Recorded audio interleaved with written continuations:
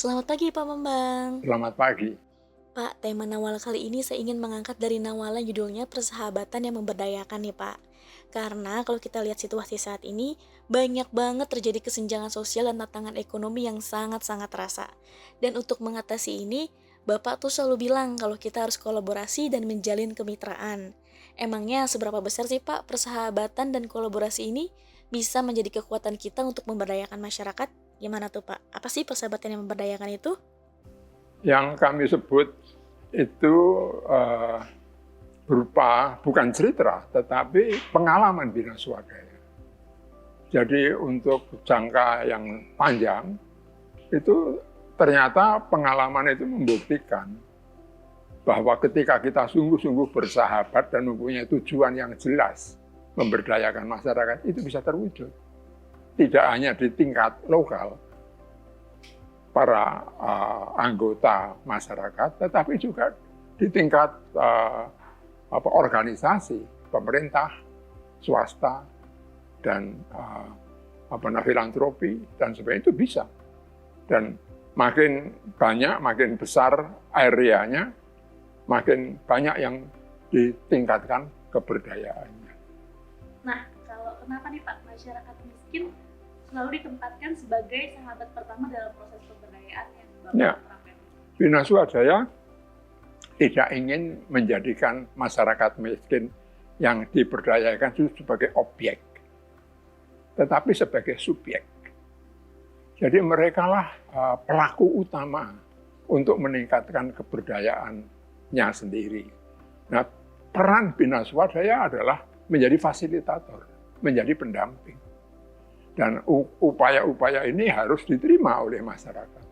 Nah, kalau itu bisa dilakukan, masyarakat sendiri akan saling bekerja sama dan meningkatkan kemampuannya atas tanggung jawab mereka sendiri. Oh, makanya Bina Swadaya selalu membuat kelompok-kelompok masyarakat ya, Pak? Dan model KSM yang dibentuk tak hanya selesai ketika program berakhir, tapi mereka katanya bisa bertahan hingga puluhan tahun ya, Pak? Apa tuh, Pak, kuncinya? Jadi kalau saya menyimpulkan mengapa itu terjadi dan itu mengagetkan dan membanggakan juga adalah karena mereka merasa punya sense of belonging, mempunyai suatu perasaan ikut memiliki kelompok yang mereka bangun sendiri. Jadi ini penting sekali, kemandirian kelompok untuk berpartisipasi satu sama lain itu sangat esensial. Dan peranan lembaga seperti Bina Swadaya ini sebenarnya dari luar yang mendorong proses itu bisa berlangsung dengan efektif seperti yang sekarang terjadi. Nah, dalam persahabatan yang memberdayakan ini, Bapak juga bilang kalau masyarakat kecil harus dilibatkan bahkan menjadi instrumen utamanya. Mengapa harus masyarakat kecil, Pak? Banyak sekali lembaga-lembaga pemerintah itu yang mempunyai program mengupayakan pemberdayaan masyarakat. Kerjasama yang merupakan pengalaman Bina Swadaya itu dengan BKKBN, dengan Bappenas, dengan Kementerian Dalam Negeri, dan sebagainya. Itu banyak sekali mereka punya program-program itu, tapi mereka itu sifatnya top down. Nah, kalau demikian itu masyarakat tidak merasa ikut mempunyai sense of belonging. Saya sering mengatakan apa yang dilakukan oleh kelompok aseptor di BKKBN itu bukan kelompok. Kalau kelompok itu punya anggota, punya program, punya organisasi, punya mekanisme kerja dan sebagainya. Tapi kalau kelompok aseptor zaman dulu, itu mereka itu hanya berkumpul untuk mendengarkan ceramah lalu bubar. Itu bukan kelompok tetapi kerumunan. Jadi orang berkumpul, berkerumun, ada yang bicara, selesai bubar. Tapi kelompok berkelanjutan. Lalu mereka mengadakan rapat-rapat setiap bulan dan sebagainya. Bina Swadaya mendampingi sebagai fasilitator untuk berkembang dan menjadikan milik mereka sebagai kebanggaan mereka sendiri. Berarti dalam mewujudkan ini kita tidak bisa ya Pak melakukan semuanya sendiri. Ya, bisa Bina Swadaya melakukan sendiri karena Bina Swadaya juga suatu organisasi, tapi terbatas.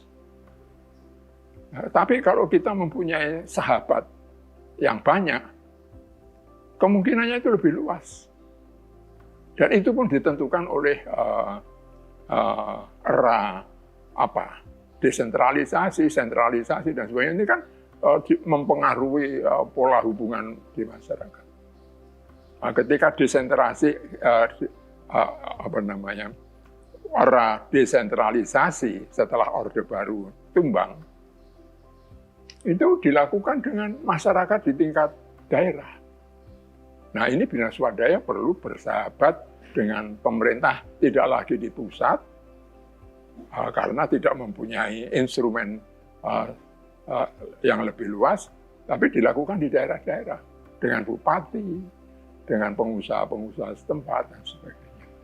Di Nawala dituliskan salah satu program KSM yang sukses adalah kredit dan tabungan setia kawan ya Pak. Program ini bahkan sampai diadopsi di beberapa negara katanya Pak. Boleh ceritakan Pak, seperti apa sih kesuksesan dan bentuk programnya? Jadi ketika masyarakat itu merasa penting meningkatkan keberdayaannya sendiri melalui resources yang mereka miliki, mereka menabung. Tapi mereka kan orang miskin. Tabungan yang mereka kumpulkan itu hanya mampu untuk melakukan kegiatan-kegiatan sangat terbatas. Tetap Bina Swadaya melihat itu. Kalau tabungan-tabungan di tingkat kelompok, ditingkatkan menjadi tingkat antar kelompok, itu yang kami sebut tabungan setia kawan dan kredit setia kawan, maka itu dampaknya mungkin besar. Nah, untuk itu Bina Swadaya mempunyai kesempatan untuk mengundang resources dari luar untuk melakukan matching fund terhadap tabungan-tabungan kelompok. Nah, kredit yang kita berikan dari tabungan-tabungan kelompok ditambah matching fund itu menjadi 5 kali lipat dari tabungan yang mereka miliki. Nah, kalau ini terjadi, dampak daripada upaya semacam itu bermanfaat untuk meningkatkan kegiatan-kegiatan ekonomi, produksi, pemasaran, dan sebagainya. Nah, ini dilihat oleh teman-teman dari ANCOG. ANCOG itu singkatan dari Asia NGO Coalition on Rural Development and Agrarian Reform. Pusatnya ada di Manila. Dan APRAKA, Asia Pacific Rural and Agriculture Credit Association, pusatnya di Bangkok. Mereka mengundang Bina Swadaya untuk menceritakan apa yang kami lakukan dengan kredit, tabungan dan kredit setia kawan. Diadopt oleh konferensi Nanjing menjadi suatu program yang dianjurkan dilakukan oleh negara-negara anggota APRAKA, Asia Pasifik. Nah, itu ternyata berkembang. Yang menjadi anggota APRAKA di Indonesia ada 2. Bank Indonesia dan Bank Rakyat Indonesia. Nah, mereka tidak bisa hadir ikut di Nanjing pada waktu itu karena hubungan diplomatik antara Indonesia dan Cina masih belum pulih. Nah, kami yang tidak resmi harus menghadiri itu, kami mendapatkan privilege dari BIN, Badan Intelijen Negara, untuk mendapatkan mendapatkan izin exit permit. Zaman dulu itu kalau mau pergi ke luar negeri harus ada exit permit. Nah, kami mendapatkan itu dari pimpinan BIN. Bisa saya terbang ke Nanjing. Nah, di sana kami menceritakan, setelah pulang, kami lapor kepada Bank Indonesia dan Bank Rakyat. Nah, laporan ini membangun suatu diskusi yang panjang, karena ternyata Bank Rakyat, Bank Indonesia itu nggak ngerti LSM itu binatang macam apa. Nah, ketika GTZ dari Jerman yang hadir juga di Nanjing, hadir ke kantor Bank Indonesia, saya minta tolong mereka untuk membantu agar diskusi kita yang berlangsung hampir 1 tahun, belasan kali dilakukan, penelitian dilakukan, tapi dijelaskan oleh GTZ hanya 2 jam langsung mengerti. Ini Karena apa tuh Pak? Karena tergantung siapa yang berbicara. ini yang unsur sering membingungkan kami di Indonesia. Terus orang asing seperti GTZ cepat mengerti, tapi pimpinan Indonesia sendiri susah mengerti. Seperti hasil penelitian dari BBC yang menilai bahwa Indonesia adalah nomor 1 di seluruh dunia tentang entrepreneurship. Nomor 2 Amerika, bayangkan. Nomor 3 Kanada, nomor 4 India, dan nomor 5 Australia. Luar biasa. Tapi kita nggak ngerti gitu. Kekuatan itu yang ada di dalam masyarakat Indonesia sendiri. Berarti bisa dikatakan seperti ini ya Pak, Bina Swadaya itu bisa dibilang seringkali jadi penghubung antara program-program kita yang brilian untuk masyarakat ke pemerintah atau ke lembaga-lembaga yang memiliki kewenangan. Seperti itu kah Bina Swadaya Pak?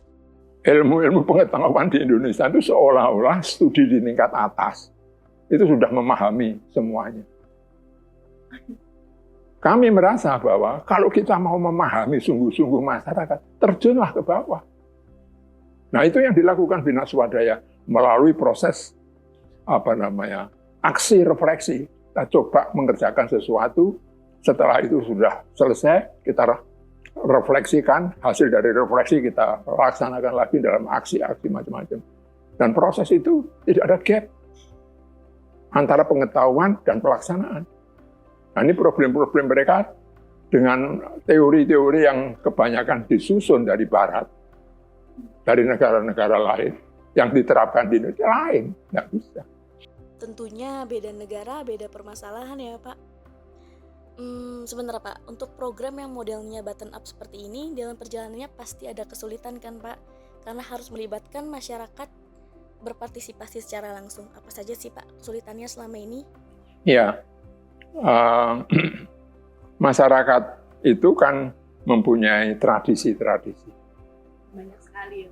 Dan tradisi-tradisi itu ya dilakukan dengan baik oleh mereka. Tapi tidak selalu cocok dengan kebutuhan pembangunan ekonomi, sosial, dan lain-lain. Misalnya saja sekarang tradisi arisan. Ya, setelah arisan selesai, semuanya mendapatkan tabungan yang mereka buat di situ, mulai dari nol lagi. Nah, tapi kalau itu diganti dengan koperasi, dengan menabung yang sama, setelah itu semuanya mendapatkan manfaatnya, bisa berkelanjutan. Nah, ini kelembagaan yang bersifat tradisional itu yang oleh Profesor Clifford Geertz disebut sebagai normless dan structureless. Ini nggak cocok memang betul-betul untuk proses pembangunan yang lebih berkelanjutan. Berarti ketika membuat sebuah program, Bina Swadaya selalu menggabungkan antara tradisi dan budaya ya Pak? Ya, itu kita adakan local assessment untuk memahami keadaannya. Kurang lebih apa yang kami peroleh adalah sama, kurang lebih. Nah, inilah yang menjadi area di mana para pendamping yang kita latih itu nanti bisa bersama-sama mereka menyadarinya dan sebagainya, lalu merubah, meningkatkan, menjadi suatu upaya-upaya yang berdampak berkelanjutan. Itu ya Pak, ternyata kuncinya Bina Swadaya bisa membangun kelompok yang bertahan bahkan hingga puluhan tahun karena kami melibatkan mereka secara langsung. Dan mereka punya sense of belonging, menyebabkan mereka berusia 30 tahun, ada yang 40 tahun, ada yang 60 tahun di Klaten. Tahun 65 saya masih ingat berkunjung mulai di sana. Sekarang masih hidup dan berkembang. Nah, ini menurut saya sesuatu yang perlu kita kolaborasikan, kita tingkatkan. Tidak hanya di tingkat desa, di tingkat kabupaten, tapi dengan program-program yang kami ceritakan melalui kolaborasi yang memberdayakan kerjasama yang memberdayakan itu bisa berkembang dengan lebih luas. Indonesia yang begini besar dan terpecah-pecah dengan tradisi-tradisi dan ratusan bahasa, ratusan tradisi, itu harus diatasi melalui dari bawah juga. Berarti pola KSM serta keharusan kolaborasi akan selalu relevan ya Pak, kira-kira selama-lamanya? Betul, betul. Ya, sampai terbukti bahwa mereka tidak suka. Ternyata kan mereka sangat suka. Mereka sangat merasa memiliki dan bangga dengan apa yang mereka miliki. Dan itu yang kami tujukan. Bina Swadaya tidak pernah menstruktur mereka dan kita ada di atasnya, tidak. Kita selalu menjadi pendamping yang kalau mereka sudah mandiri kita tinggalkan. Proyek-proyek memang penting, tapi proyek itu selalu terbatas waktunya, dananya, dan sebagainya. Nah, kalau mereka dibikin tergantung pada proyeknya habis, dananya bubar. Jadi proyek hanya stimulan, hanya mendorong, bukan untuk menjadi alasan.